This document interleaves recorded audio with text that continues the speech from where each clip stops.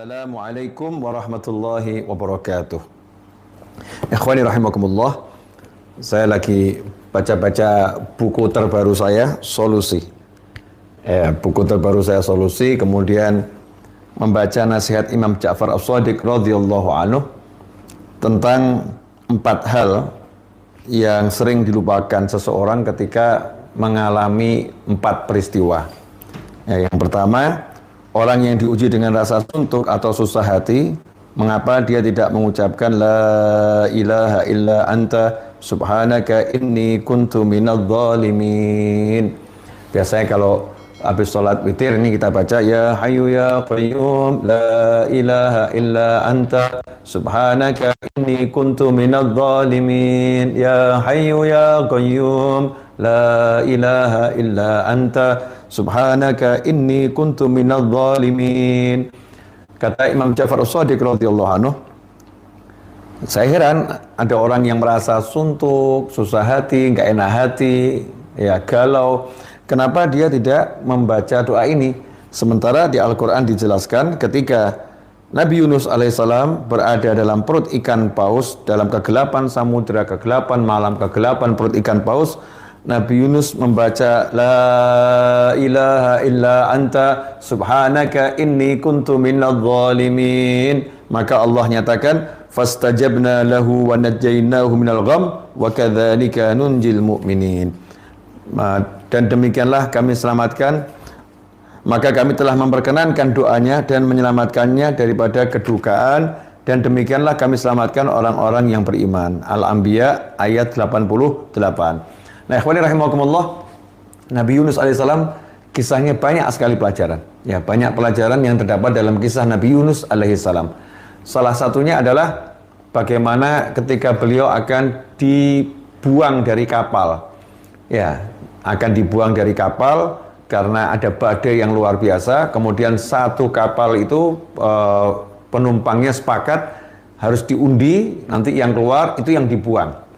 Ya, agar badainya reda. Maka saat itu setelah diundi jatuh pada Nabi Yunus. Undiannya jatuh pada Nabi Yunus alaihissalam. Anehnya seisi kapal itu menolak, mengatakan jangan buang, ya, jangan buang orang ini, jangan buang beliau. Mereka tidak kenal kalau beliau seorang nabi, nggak kenal, bahkan mungkin sebagian besar nggak tahu namanya. Ya, nggak tahu namanya. Tetapi mereka sepakat yang ini jangan dibuang. Kenapa? Walaupun belum lama Nabi Yunus alaihissalam berada di kapal tersebut, ternyata budi pekertinya, akhlaknya, tutur katanya, sikapnya, perbuatannya, pancaran cahaya di wajah beliau alaihissalam telah membuat seisi kapal jatuh cinta. Ya, membuat seisi kapal jatuh cinta sehingga mereka berkeberatan kalau beliau dibuang. Mereka pun minta agar undian diulang. Bayangkan ini padahal semuanya kan terselamatkan nyawanya. Kalau Nabi Yunus dibuang kan semuanya selamat nyawanya.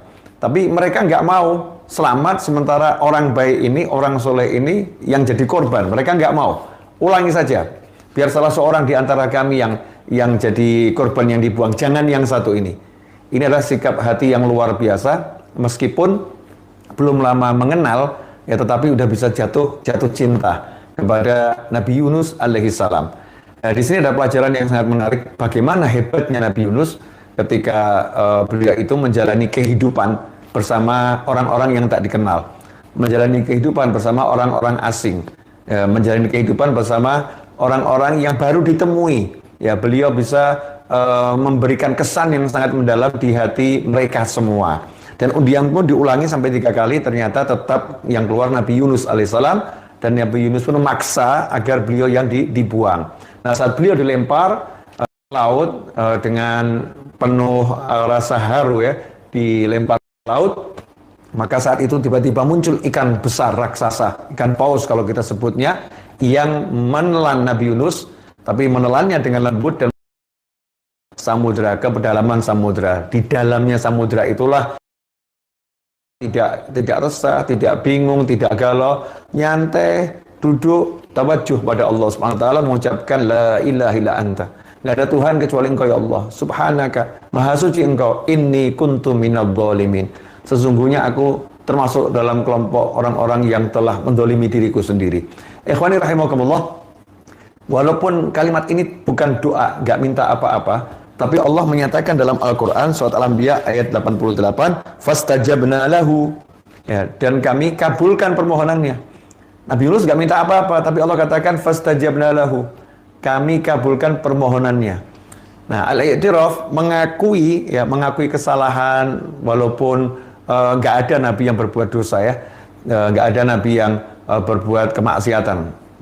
Maksum, terlindung dari perbuatan dosa dan maksiat. Tetapi introspeksi diri, ya, menganggap dirinya punya salah, menganggap dirinya punya kekurangan, itu maqamun azim, suatu pangkat yang tinggi, i'tiraf. Nah, dengan introspeksi diri, merendahkan diri di hadapan Allah Subhanahu wa taala, maka pada saat itulah Allah taala memberikan solusi. Ya, memberikan solusi apa yang sebetulnya diinginkan oleh Nabi Yunus alaihissalam diberikan oleh Allah Subhanahu wa taala. Nah, ini kunci kalau kita lagi mengalami yang gak enak atau ada suatu perkara yang tidak menyenangkan, duduk, ya, menyingkir sejenak dari keramaian sendiri bersama Allah taala, kemudian betul-betul hujamkan dalam hati, la ilaha illa anta inni kuntu minadh dhalimin, menyaksikan gak ada Tuhan kecuali Allah, Maha Maha Suci Engkau ya Allah, sungguh akulah yang termasuk orang-orang yang zalim. Introspeksi diri kita, maka Allah pun akan memberikan solusi. Ikhwani rahimakumullah, walaupun kalimat ini bukan doa, gak minta apa-apa, tapi Allah menyatakan dalam Al-Quran surat Al-Anbiya ayat 88, fastajabna lahu, ya, dan kami kabulkan permohonannya. Nabi Yunus gak minta apa-apa, tapi Allah katakan fastajabna lahu, kami kabulkan permohonannya. Nah, al-i'tiraf mengakui, ya, mengakui kesalahan, walaupun nggak ada nabi yang berbuat dosa, ya, nggak ada nabi yang berbuat kemaksiatan. Maksum, terlindung dari perbuatan dosa dan maksiat. Tetapi introspeksi diri, ya, menganggap dirinya punya salah, menganggap dirinya punya kekurangan, itu maqamun azim, suatu pangkat yang tinggi, i'tiraf. Nah, dengan introspeksi diri